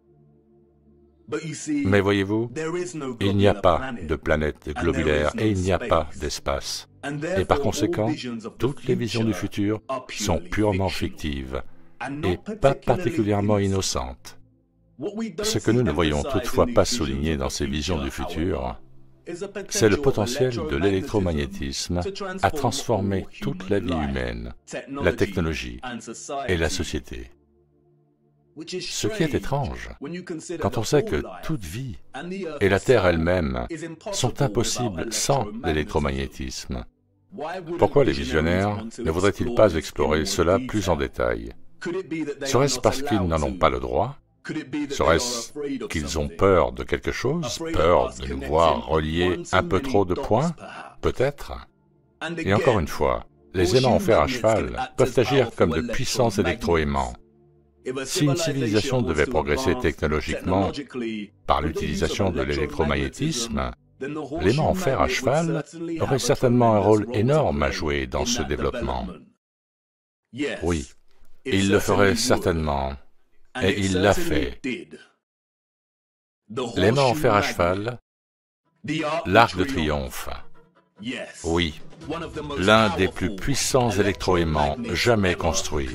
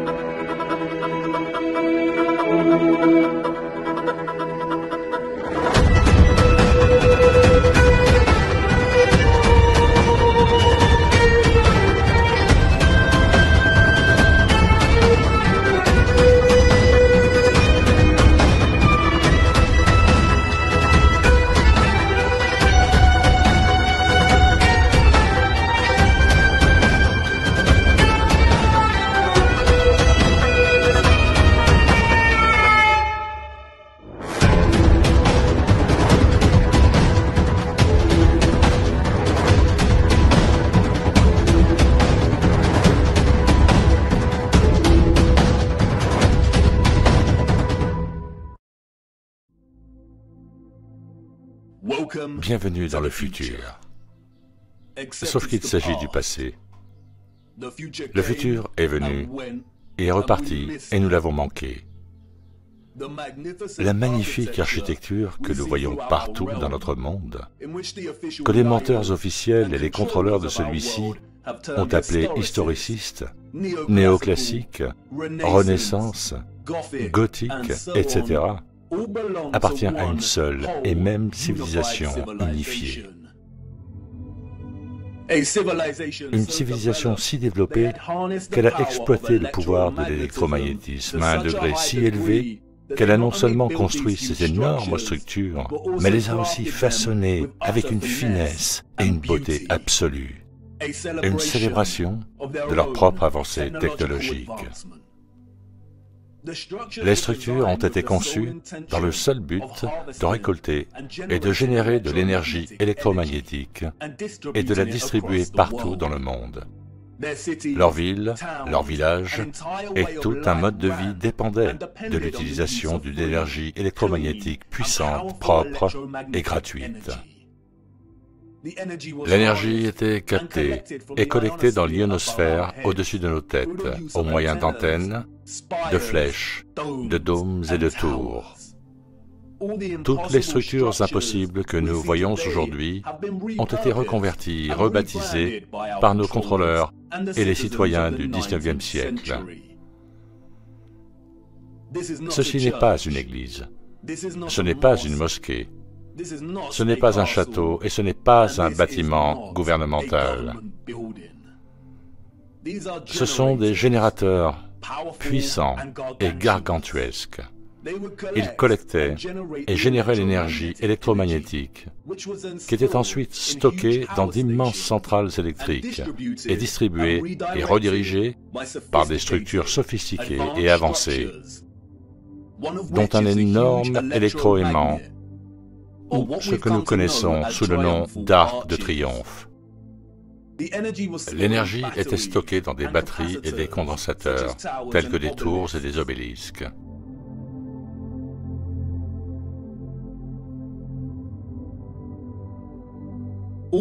Toutes les villes ont été construites partout dans notre monde sous la forme d'un grand réseau électrique interconnecté, un peu comme une énorme carte mère d'ordinateur. Je sais déjà ce que vous pensez. Quoi? Il a finalement perdu la tête. Il nous a eu avec la Terre plate. Mais là, c'est trop. Je sais. La programmation de secours est en train de se mettre en place. Mais avant de vous détourner pour partir et de balancer vos bottes boueuses, laissez-moi vous montrer comment cela a fonctionné. Comme vous le savez, nous vivons sur un plan plat et stationnaire. Au centre se trouve une source de magnétisme au pôle Nord, et directement au-dessus se trouve Polaris, fixé au point central et le plus élevé d'un merveilleux firmament en forme de dôme cristallin.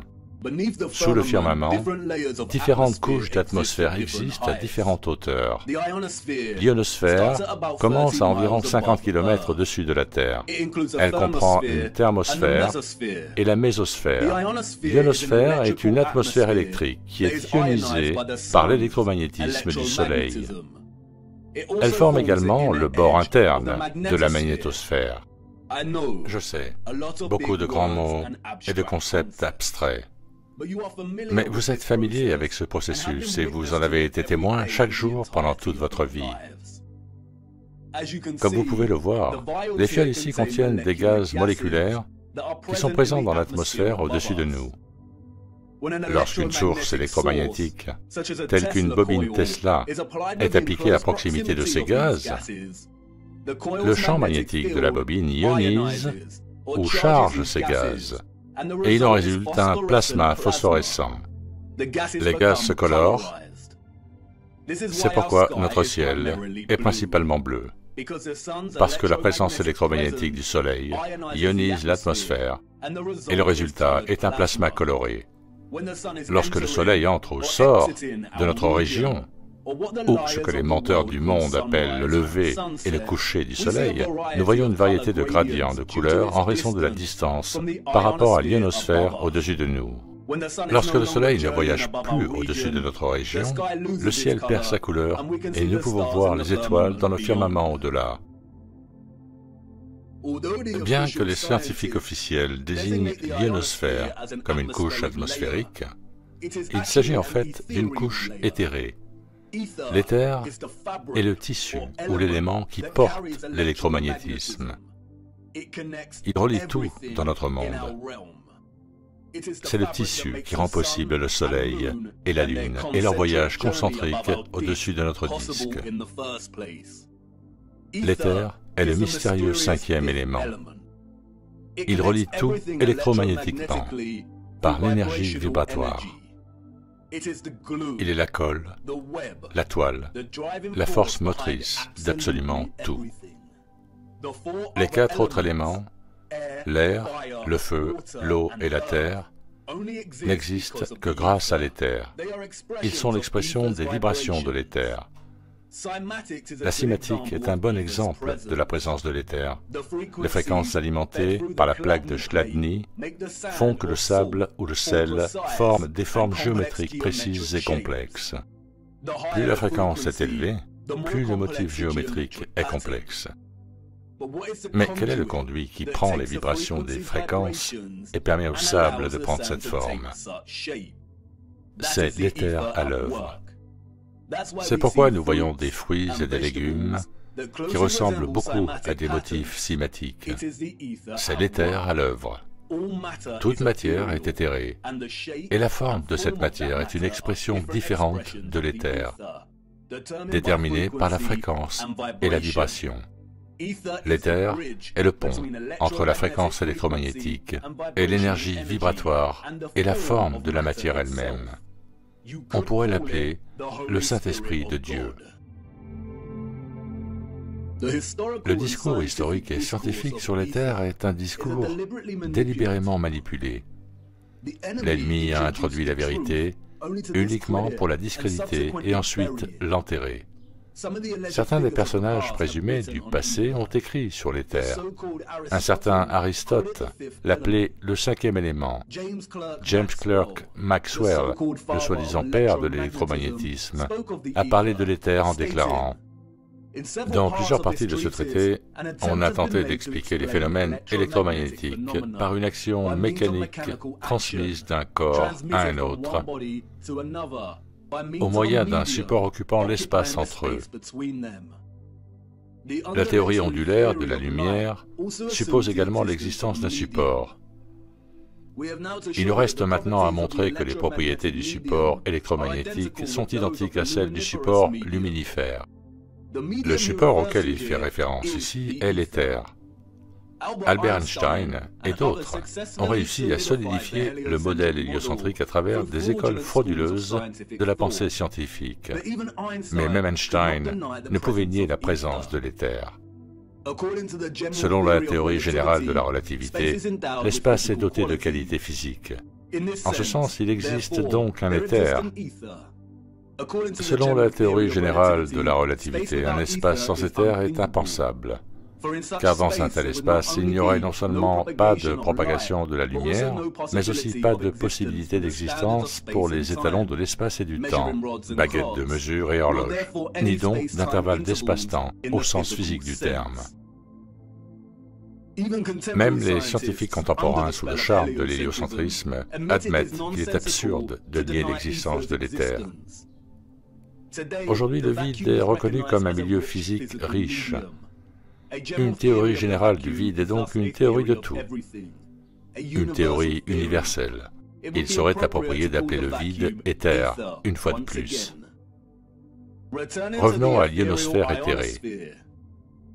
Comme je l'ai dit, cette couche d'éther au-dessus de nos têtes est une mer constante d'électromagnétisme et est responsable du plasma de couleur au-dessus que nous appelons le ciel. La source de son électromagnétisme est le Soleil. C'est à cause de cette couche ionisée que nous obtenons des éclairs ionosphériques sous forme de farfadets qui influencent à leur tour les orages en dessous.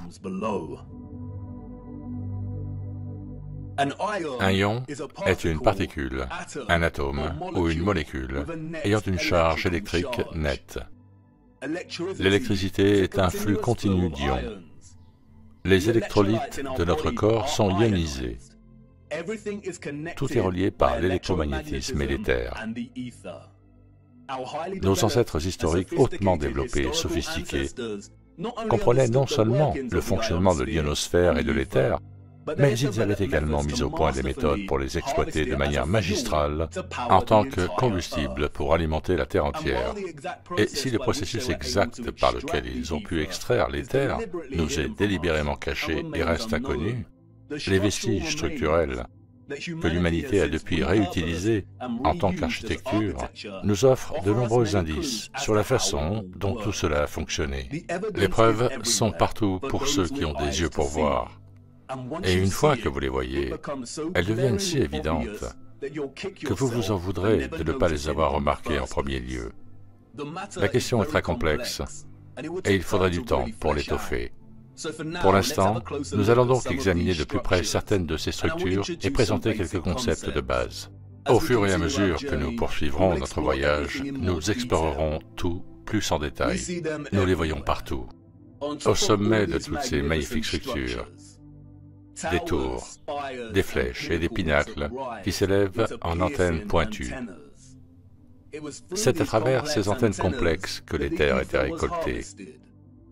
Vous voyez, après la grande réinitialisation des années 1800, l'ennemi a fracturé la compréhension unifiée de Dieu de l'Ancien Monde et a créé de multiples religions pour essayer de cacher Dieu et de justifier l'existence de si grandes et belles structures technologiques.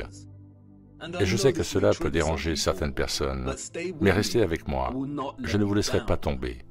Mais pour l'instant, il est essentiel de comprendre que de nombreuses icônes religieuses qui ornent et composent ces antennes n'ont jamais été des indicateurs de différentes religions dans l'Ancien Monde, et n'étaient pas destinées à l'être.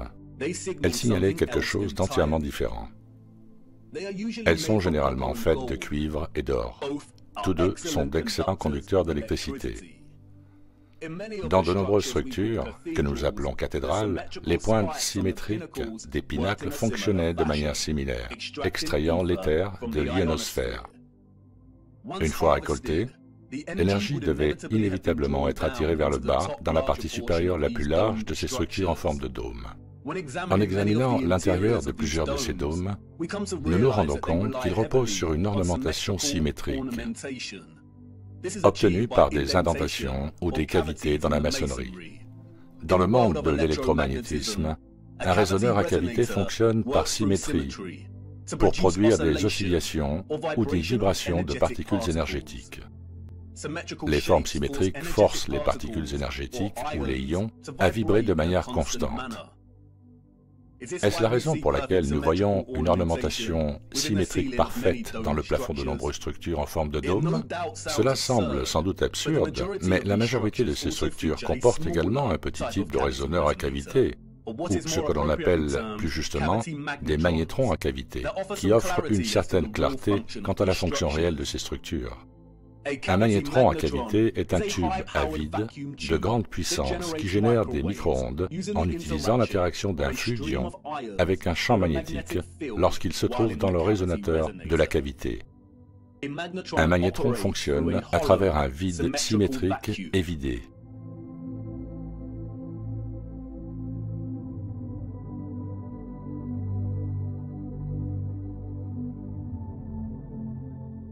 Il émet de puissantes micro-ondes qui peuvent servir de source d'énergie libre. Si vous brisez la symétrie ou fermez le vide, il ne fonctionne plus. Mais pouvez-vous voir la ressemblance? Ces structures n'ont jamais été conçues pour contenir du verre. Les contrôleurs ont ajouté le vitrail aux rosaces pour couper la fonction du magnétron. Ils ont fermé nos instruments d'énergie libre. Et ils sont partout dans ces structures.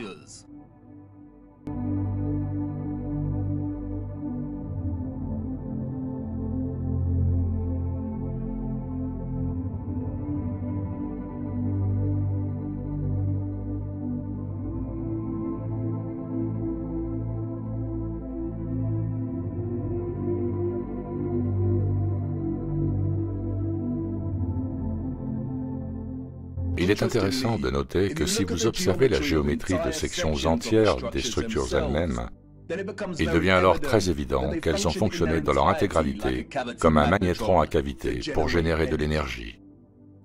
Tous les magnétrons à cavité sont constitués d'une chambre métallique circulaire centrale chauffée, dans laquelle le courant sort et que l'on appelle cathode. Regardez ce mot, cathode. Est-ce qu'il vous rappelle un autre mot? Cathédrale. Cathode. Comme pour tout le reste, ils corrompent la vérité et cachent des choses à la vue de tous. Les contrôleurs ont retiré la plupart des cathodes faisant partie intégrante de ces magnétrons à cavité, mais il existe aujourd'hui certaines structures dans lesquelles on peut voir des traces de l'ancienne cathode encore présente. Le recours important à la symétrie et autres cavités dans ces structures n'est pas une coïncidence. L'ornementation symétrique aurait fonctionné de manière similaire, faisant vibrer les particules énergétiques de manière constante. Les fleurs dans les carrés peuvent être considérées comme des résonateurs acoustiques qui font vibrer les ions. C'est ici que l'énergie aurait été continuellement manipulée en énergie vibratoire et électromagnétique de fréquences spécifiques. Regardez attentivement ces magnifiques résonateurs acoustiques. Pourriez-vous en fabriquer un à la main aujourd'hui et à une telle hauteur? Pourquoi un peuple sous-développé passerait-il autant de temps à fabriquer une ornementation symétrique aussi parfaite? Surtout si elle n'avait aucune fonction et était purement esthétique, il ne l'aurait pas fait. Les résonateurs à cavité et les magnétrons auraient dû fonctionner en partenariat avec un moteur ou un réacteur central contenu dans toutes ces structures. Les mots résonateur et réacteur sont tous deux intéressants, tout comme les mots conducteur, générateur, créateur et le nom Mercator. Ils contiennent tous le mot Tor dans leur structure linguistique. Ils renferment une mémoire linguistique et rendent hommage au Tor ou au champ torique. Le Tor est le flux de l'électromagnétisme. Sans ce flux d'énergie, il n'y aurait pas de vie sur Terre. Personne ne peut vraiment en être sûr, mais certains ont suggéré que le moteur était probablement similaire à un réacteur à fusion. Les traces de ces moteurs peuvent être trouvées dans tous les grands générateurs. La coquille vide de l'endroit où se trouvait le moteur est généralement, mais pas toujours, octogonale. C'était juste devant nos yeux tout ce temps. Les contrôleurs ont retiré les moteurs, parfois réaffectant l'espace en baptistère et en kiosque à musique, parfois laissant la base vide ou tentant de les recouvrir. Nous voyons ces structures octogonales dans les cathédrales, les bâtiments gouvernementaux, les mosquées et les kiosques à musique. Et à moins qu'elles n'aient été réaffectées, ces structures semblent n'avoir aucune fonction globale. Elles ne contribuent pas à la structure globale. Elles semblent superflues et inutiles. Des théories ont fait surface selon lesquelles les moteurs ou le mécanisme technologique central étaient similaires à un tokamak, et bien que je ne souscrive pas à cette idée, ce qui deviendra évident plus tard dans notre voyage, nous l'utiliserons pour l'instant à des fins d'illustration. Un tokamak est un dispositif puissant qui utilise un champ magnétique pour produire du plasma sous la forme d'un tor. Les tokamaks contemporains que nous voyons sont utilisés pour la fusion thermonucléaire. Le champ torique du tokamak en conjonction avec les ions vibrants de l'éther aurait produit un champ électromagnétique hautement conducteur de gaz appelé plasma, tout comme notre Soleil et notre ionosphère. Si ceux de l'Ancien Monde avaient utilisé quelque chose qui ressemble de près à la capacité d'un tokamak, le résultat aurait été une abondance d'énergie électromagnétique propre, puissante et gratuite qui aurait pu alimenter des villes entières et la Terre entière. Il ne s'agissait pas d'églises, de cathédrales, de châteaux et de bâtiments du Parlement, mais d'énormes générateurs de moteurs.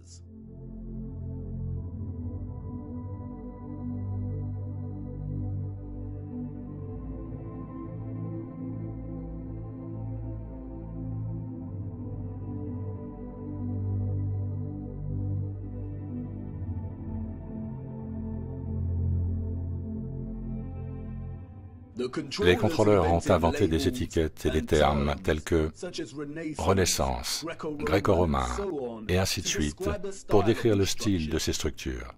Mais comme vous pouvez le voir, toutes ces magnifiques structures invraisemblables partagent toutes les mêmes principes structurels fondamentaux et la même conception malgré la période et les cultures.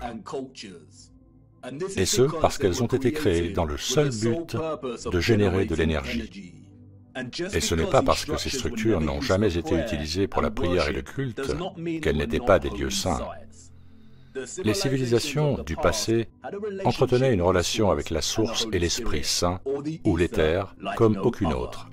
Et elles lui rendaient hommage, la révéraient et la remerciaient en construisant leurs générateurs avec tant de splendeur et de beauté. Et non seulement ça, mais ils ont construit l'ensemble de leurs structures, statues et ornementations dans le respect de ce don, dans le respect de la production d'énergie, qui a rendu leur mode de vie possible en premier lieu.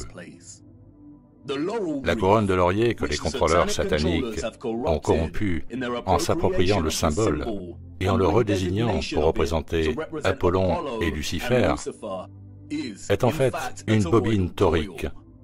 Et nous voyons la bobine torique dans toute l'infrastructure de l'Ancien Monde. Une bobine ayant à la fois une fonction et une célébration de cette fonction.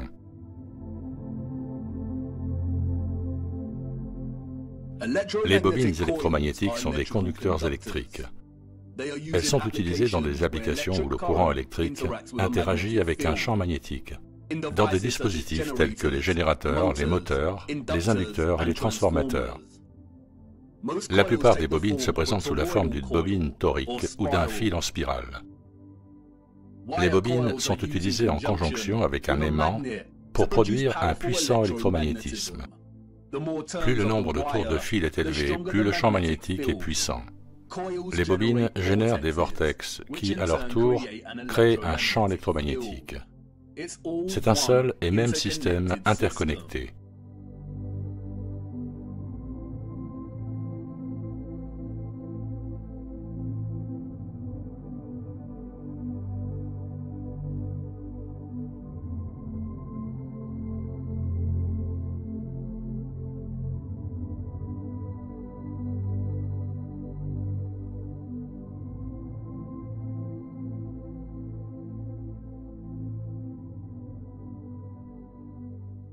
Et nous le voyons partout. C'est à cela que servaient les colonnes et les rotondes. De puissantes bobines pour générer l'électromagnétisme et transporter le courant en boucle. Le Thor se trouve à la base de presque toutes les colonnes de notre monde. Il est partout. Regardez le mouvement de l'électricité à l'intérieur d'un fil et le champ magnétique simultané qu'il produit. C'est exactement la forme d'une colonne. Et nous voyons cela présent dans toutes ces colonnes gigantesques et méticuleusement fabriquées.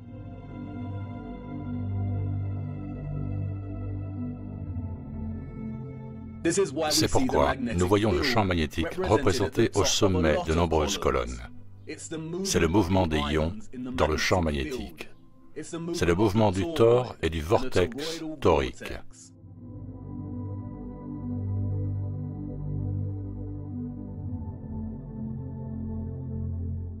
Comme vous l'avez vu, les bobines de fil de cuivre sont essentielles pour électrifier l'aimant.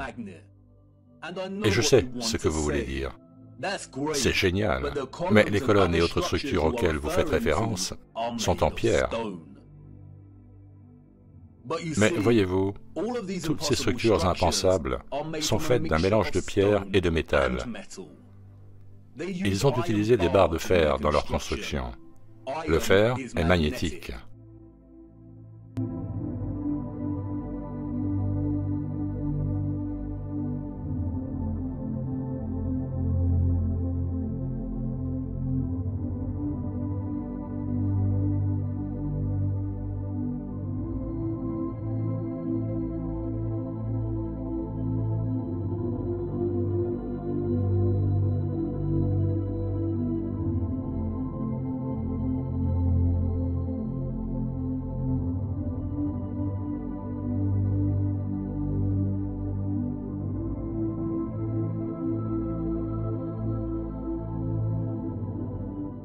Ces barres de fer traversent toute l'infrastructure en pierre et sont complétées par une couverture en cuivre et en or. Le cuivre et l'or sont de puissants conducteurs d'électricité. Souvent, nous trouvons des statues entières, des arches, des dômes et des toits faits d'un cuivre bleu distinctif. En outre, la pierre calcaire, le granit et la dolomie sont mélangés à du silicium cristallin ou du quartz. Le quartz a un fort potentiel électrique. Les colonnades et les arches que nous voyons partout étaient à l'origine des composants intégraux de l'infrastructure électromagnétique globale. Bien qu'elles soient également construites dans des formes géométriques qui reflètent le flux d'énergie électromagnétique, comme les bouches de bobines, les champs magnétiques en fer à cheval et les vortex toriques, comme tout ce qui était construit dans l'Ancien Monde, elles étaient à la fois fonctionnelles et conçues comme un hommage à cette fonction.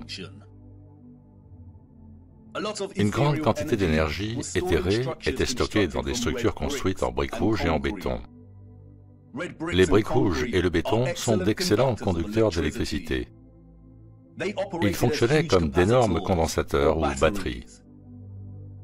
Selon de nouvelles recherches, les briques rouges peuvent être converties en unités de stockage d'énergie qui peuvent être chargées pour contenir de l'électricité comme une batterie et peuvent stocker de l'énergie jusqu'à ce qu'elle soit nécessaire pour alimenter les appareils. La clé de cette fonction de batterie inhérente à la brique rouge est l'oxyde de fer. Le développement et l'utilisation de la brique rouge sont essentiels, et nous reviendrons sur ce sujet bien plus tard au cours de notre voyage. Les très grandes centrales et batteries en briques rouges étaient désignées et reconnaissables par leurs bandes blanches, comme la gare de Saint-Pancras à Londres, et de nombreuses autres structures célèbres.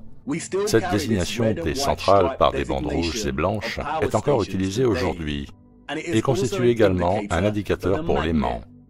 Certaines étaient construites en bleu, noir et marron avec des rayures blanches. Les tours, les obélisques et les petites tours d'horloge fonctionnaient comme des condensateurs intermédiaires ou des batteries pour stocker, distribuer et fournir de l'énergie à travers le réseau.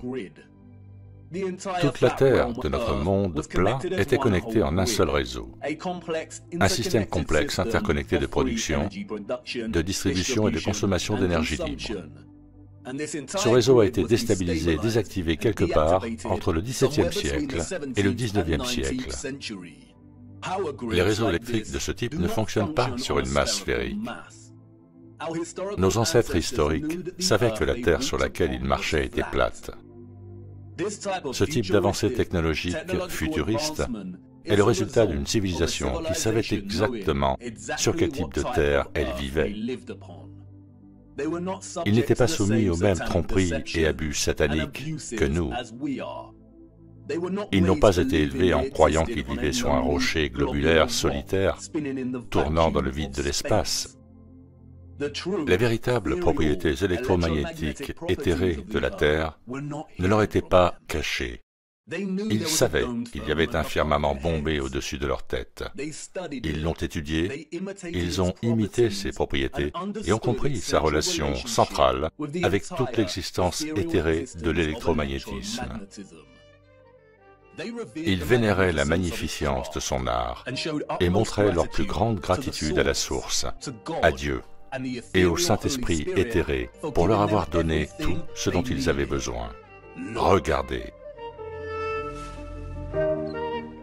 Des dômes.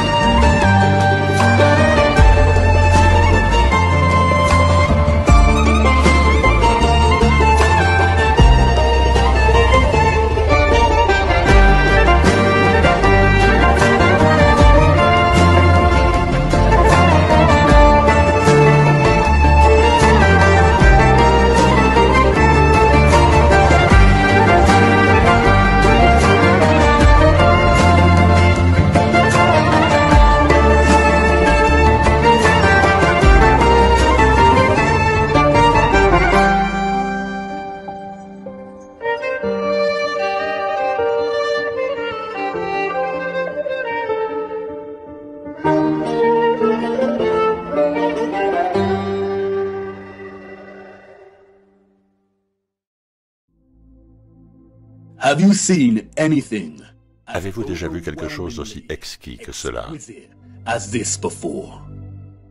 Comment avons-nous pu vivre toute notre vie sans envisager sérieusement le caractère inimaginable de ces structures?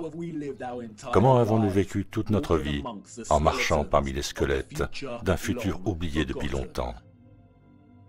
Je sais, cela fait beaucoup à assimiler. Et je sais que l'image n'est pas encore bien formée dans votre esprit. Il est difficile d'imaginer un réseau électromagnétique interconnecté de cette taille sur toute la Terre. Et la nature technique de l'électromagnétisme n'aide pas. Et je sais que vous vous posez beaucoup de questions. Qui étaient ces gens ou ces êtres qui ont construit ces structures? Où sont-ils allés? Et pourquoi les réseaux électriques ont-ils été désactivés? Qu'en est-il de toute l'iconographie religieuse et de l'art que nous voyons à l'intérieur des cathédrales et des mosquées? Qu'en est-il de toutes les histoires et photographies que nous avons de la construction de ces structures? Qu'en est-il des Romains et des Grecs? Qu'en est-il de certaines des grandes mosquées qui ont été construites récemment? Et si ce que vous nous dites est vrai, comment distribuait-il et stockait-il toute cette énergie comme vous le dites? Était-ce similaire à nos signaux Wi-Fi et radio? Nous aborderons toutes ces questions en temps voulu. Nous avons à peine effleuré la surface. Mais pour l'instant, c'est la dernière question qui est importante. Comment distribuait-il et stockait-il toute cette énergie et sous quelle forme? Car voyez-vous, nos ancêtres historiques et sophistiqués ont fait quelque chose que nous, en tant que société, avons fini par négliger. Ils observaient l'eau, et ils l'observaient de près, ici même sur Terre, et au-delà du firmament. Venez, laissez-moi vous montrer.